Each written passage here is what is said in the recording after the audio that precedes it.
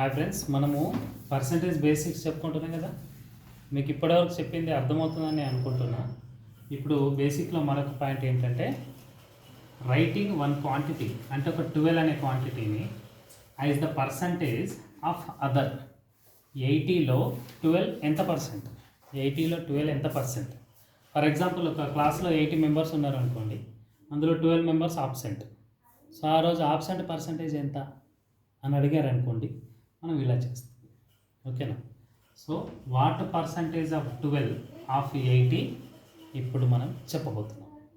దానికి ఎలా చేస్తామంటే మనం సొల్యూషను ఫస్ట్ ఫ్రాక్షన్గా తయారు చేసుకోవాలి. ఫ్రాక్షన్ ఏం చేస్తాం? ఏదైతే మనం దేంట్లోనైతే పర్సంటేజ్ తీస్తున్నామో దాన్ని డినామినేటర్లో ఉంచాలి. దేంట్లో పర్సంటేజ్ తీస్తున్నామో దాన్ని డినామినేటర్లో ఉంచాలి. మరి దేన్ని తీస్తున్నామో దాన్ని న్యూమరేటర్లో ఉంచాలి. ఫ్రాక్షన్ అయిపోయిందా? ఓకే.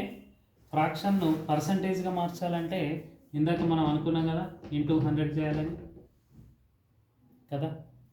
అట్లా చేసుకుంటే మళ్ళీ ఒకసారి సింప్లిఫికేషన్ చేసుకుంటే అయిపోతుంది.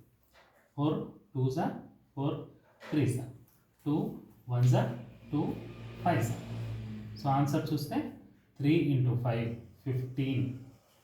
కింద డినామినేటర్లో 1 ఉంది కాబట్టి డినామినేటర్లో 1 ఉన్న రాసే అవసరం లేదు కాబట్టి 15% అనేది ఆన్సర్ వస్తుంది. అంటే 15%, అంటే 80లో 80లో 12 ఎంత పర్సెంట్ అంటే 15%. ఇలాంటి ప్రాబ్లంలో మనకి కాంపిటేటివ్ ఎగ్జామ్లలో కానీ వాటిల్లో ఎలాంటి క్వశ్చన్స్ అడుగుతారో ఇప్పుడు ఒకసారి చూద్దాం. అంటే కొంచెం కన్ఫ్యూజ్ చేస్తారు, అదేంటో ఇప్పుడు మీకు చెప్తాను. ఎంత రైట్. ఇప్పుడు కొంచెం కాంపిటేటివ్ ఎగ్జామ్లో నవోదయలో కానీ మన టెట్లో కానీ ఎలాంటి క్వశ్చన్స్ అడుగుతారో చూద్దాం.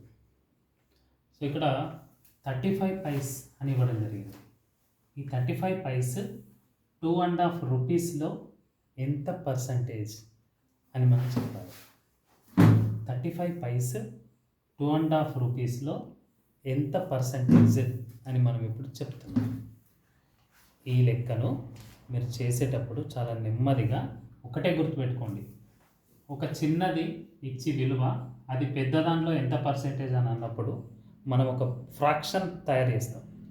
ఫ్రాక్షన్లో చిన్న విలువనేమో న్యూమరేటర్గా రాస్తాం, పెద్ద విలువను డినామినేటర్గా రాస్తాం. ఓకేనా? కానీ ఇక్కడ ఒకటి గమనించండి, ఇది పైసెస్లో ఉంది, ఇది రూపీస్లో ఉంది. కాబట్టి మనం దాన్ని కూడా పైస్కి మార్చుకోవాలి. మరి ఎలా మార్చుకుంటాం అంటే, మనకు చిన్నప్పటి నుండి మనీ గురించి కొంత అవగాహన ఉంది, మనకు నాలెడ్జ్ ఉంది కాబట్టి 1 రూపీ అంటే 100 పైస్ అని మీకు తెలిసే ఉంటుంది. మరి 2 రూపీస్ అంటే 200 పైస్ కదా. మరి 2.5 రూపీస్ అంటే 2.5 రూపీస్ అంటే ఏమవుతామమ్మా? 250 పైస్. సో కాబట్టి 35 కూడా పైసే కాబట్టి మీరు ఇక్కడ 250 పైసలనే రాసుకోవాలి. మీరు ఈ రూపీస్ది ఇక్కడ రాసుకోకూడదు. యూనిట్స్ అనేటివి న్యూమరేటర్కి డినామినేటర్కి సేమ్ ఉంచుకోవాలి. అప్పుడు ఫ్రాక్షన్ అయితే తయారైంది. ఇంటూ 100 చేస్తే పర్సెంటేజ్ వస్తుంది. సింప్లిఫికేషన్ చేస్తున్నా, సింప్లిఫికేషన్లో మీరు ఏం కంగారు పడద్దు. వీడియోను రిపీట్ చేయండి.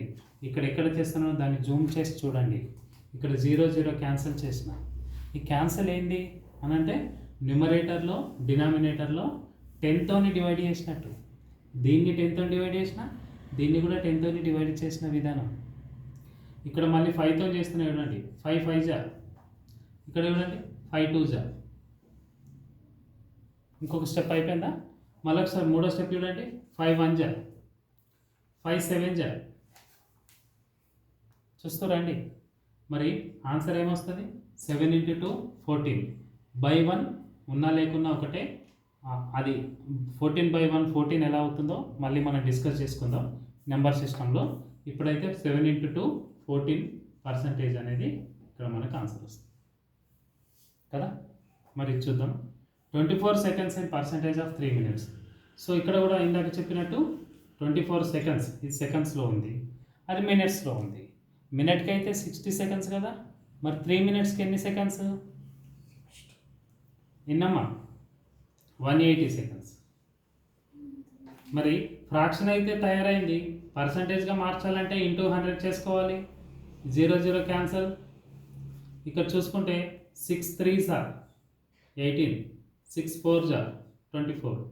మరి 40/3 పర్సంటేజ్ అనేది మీకు వస్తుంది.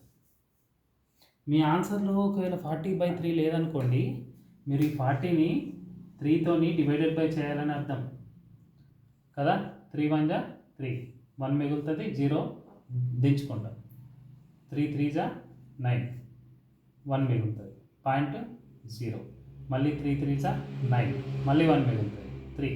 అంటే దాని ఆన్సర్ ఎంత అంటే 13.33% అని. అయితే ఏదన్నా ఉంటుంది, ఆన్సర్లలో కదా. ఇక్కడ చూడండి 6 millimetre is percentage of 2 centimetre. ఇది ఎలా అంటే ఇక్కడ కూడా మళ్ళీ same 6 millimetre small amount, small value, 2 centimetre ఉంది కదా. 2 సెంటీమీటర్ని మనము మిల్లీమీటర్కి చేంజ్ చేయాలి. మరి సెంటీమీటర్కి ఎన్ని మిల్లీమీటర్లు అంటే మీరు కన్ఫ్యూజ్ కావద్దు. మీరు స్కేల్ ఎప్పుడు వాడతారు కదా, 2 పెద్ద గీతల మధ్య సెంటీమీటర్, మరి అందులో చిన్న చిన్న గీతలు ఎన్ని ఉంటాయి? 10 ఉంటాయి. కాబట్టి ఒక సెంటీమీటర్కి 10 మిల్లీమీటర్స్ మీరు ఈజీగా గుర్తుపెట్టుకోవచ్చు. మరి 2 సెంటీమీటర్స్కి ఎన్ని అవుతాయమ్మా? 2 సెంటీమీటర్స్కి ఎన్ని మిల్లీమీటర్లు అయితే? 20 అయితే. సో అప్పుడు ఏం రాస్తాము? 6/20 అని రాస్తాము, ఇంటూ 100 చేస్తాము, 0 0 cancel, 2 1s 2 5s. So answer is 30% అని వస్తుంది. ఈ విధంగా మనము ఒక చిన్న వాల్యూను పెద్ద వాల్యూలో ఎంత శాతం అని చెప్పడం జరుగుతుంది. దీనిపైననే చాలా లెక్కలు వస్తాయి, వర్డ్ ప్రాబ్లమ్స్ అన్నీ దీనిపైననే వస్తాయి. ఉదాహరణకి ఒక క్లాస్లో 50 మెంబర్స్ ఉన్నారు, అందులో ఆ రోజు ప్రజెంట్ అయిన వాళ్ళు 35 మెంబర్స్. సో అటెండెన్స్ పర్సంటేజ్ ఎంత అని అడుగుతాడు. ఒక ఎగ్జామ్లో 75 మార్క్స్ ఎగ్జామ్, అది అందులో 40 మార్క్స్ వచ్చాయి స్టూడెంట్కి. సో ఎంత మార్క్స్ పర్సంటేజ్ అని అడుగుతాడు. అప్పుడు మీరు వచ్చిన మార్కులు బై మొత్తం మార్కులు ఇంటూ 100 చేసి పర్సంటేజ్ తీయాలి. అర్థమవుతుందా? ఇది కూడా చాలా చాలా ఇంపార్టెంట్.